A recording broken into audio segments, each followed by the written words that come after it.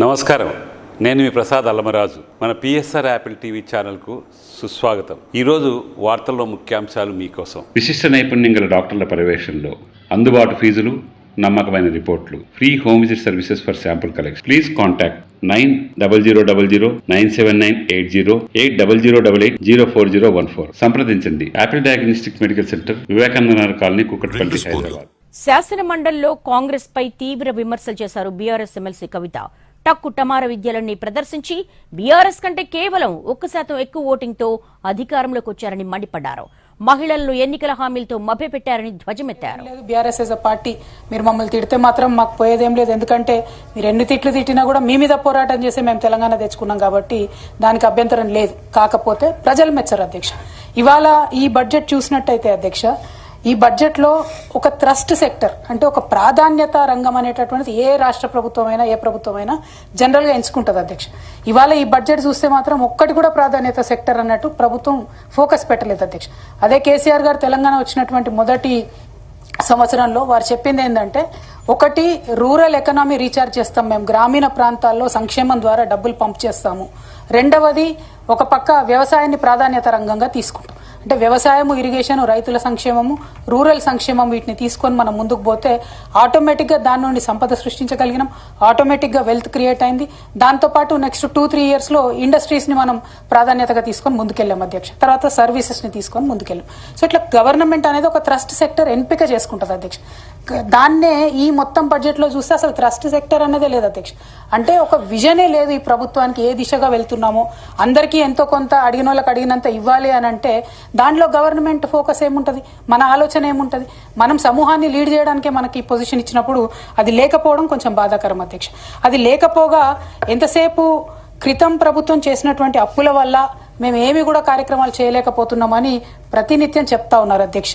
ఇవాళ ఇప్పుడు ఈ సంవత్సరం ఈ ప్రభుత్వం ప్రవేశపెట్టినటువంటి బడ్జెట్ డాక్యుమెంట్ లో నుంచి అధ్యక్ష, ప్రభుత్వం ఇచ్చినటువంటి statement of fiscal policy form D5 page 14 ప్రకారం అధ్యక్ష, ప్రభుత్వం గ్యారంటీ ఇవ్వని రుణాలు అంటే కార్పొరేషన్లు కట్టుకునేటటువంటి రుణాలు ఈ అవుట్ స్టాండింగ్ రిస్క్ ఉంటుంది అధ్యక్ష. దీన్ని కన్సిడర్ చేయరాదు అని వాళ్ళే చెప్పినారు అధ్యక్ష.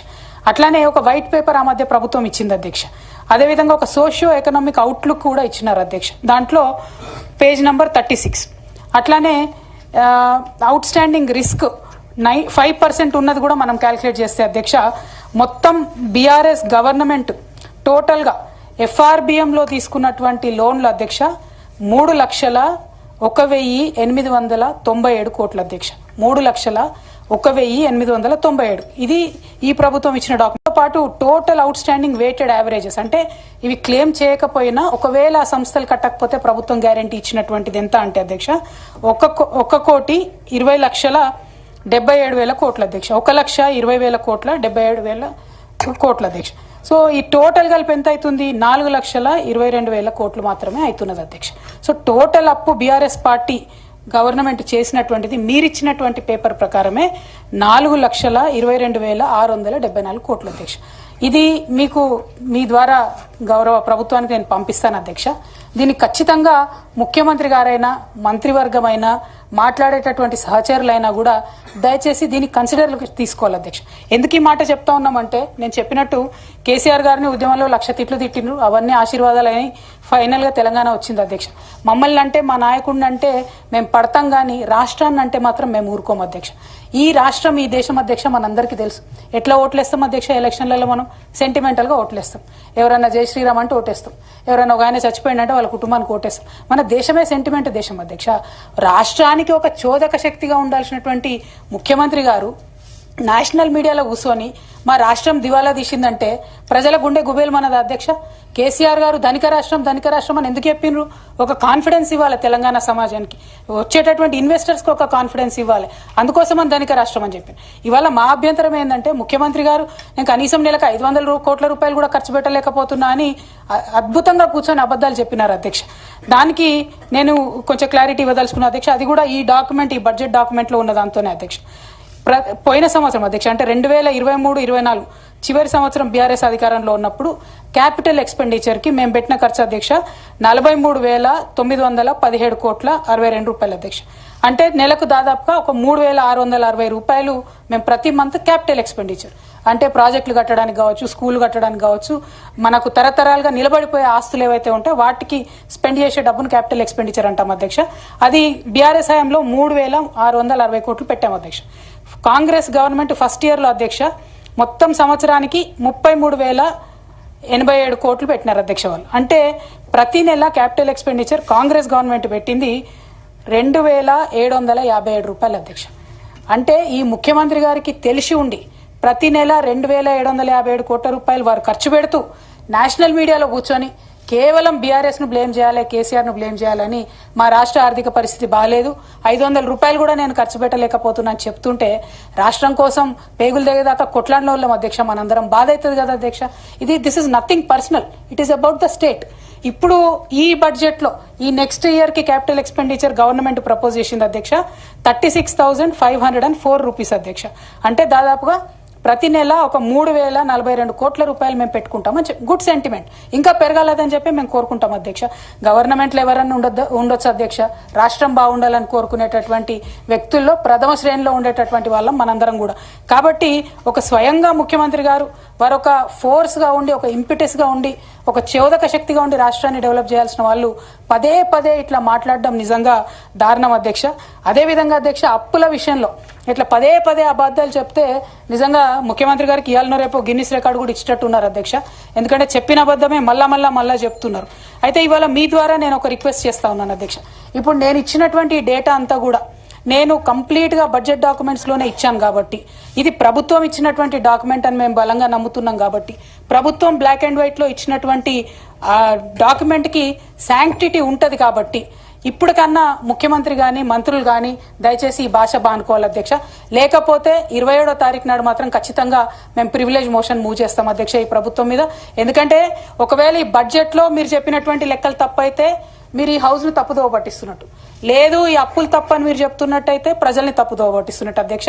ఇది కరెక్ట్ కాదు అధ్యక్ష. ప్రజాస్వామ్యంలో ఓవరాల్ గా సెంటిమెంట్ ఆఫ్ ద స్టేట్ కి దెబ్బ పడుతుంది కాబట్టి ఇవాళ మేము డిమాండ్ చేస్తా ఉన్నాం అధ్యక్ష, మీరు ఇంకా అబద్దాలు చెప్పడం దయచేసి మానేయాలి. మరి ఏది కరెక్టు, బడ్జెట్ పేపర్లు కరెక్టా, ముఖ్యమంత్రి గారు మాట్లాడేది కరెక్టా అన్న క్లారిటీ కూడా ఖచ్చితంగా ఇవ్వాలి అధ్యక్ష. అదేవిధంగా అధ్యక్ష ఇప్పుడు మనము ఇరిగేషన్ అధ్యక్ష, నేను ఇందాక చెప్పినట్టు తెలంగాణ రాష్ట్రం ఏర్పడ్డ తర్వాత ఇరిగేషన్ అనేటటువంటిది మనం ఒక ప్రాధాన్యత రంగం, ప్రథమ ప్రాధాన్యత రంగంగా ఎంచుకొని ముందుకు పోయినాం అధ్యక్ష. దాని ప్రకారం ఏం చేసినాం, 2023-24లో ఇరిగేషన్ కి 29,766 కోట్ల బడ్జెట్ పెట్టుకున్నాం అధ్యక్ష. అంటే that is 12.84% of the total expenditure.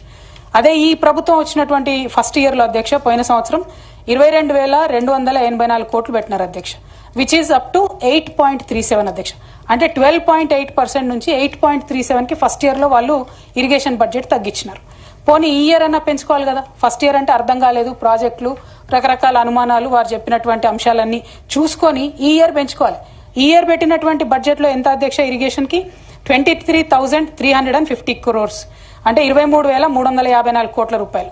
అదేంత అధ్యక్ష, కేవలం 7.5% మాత్రమే, 7.66% మాత్రమే ఈసారి బడ్జెట్ లో పెట్టినారు అధ్యక్ష.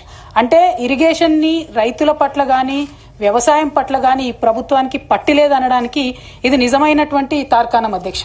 అదేవిధంగా ఇందాకటి నుంచి ప్రభుత్వ పెద్దలందరూ మాట్లాడుతూ పదే పదే ఒక మాట చెప్పినారు అధ్యక్ష. పెద్దలు కోదండరాం సార్ కూడా మెన్షన్ చేశారు.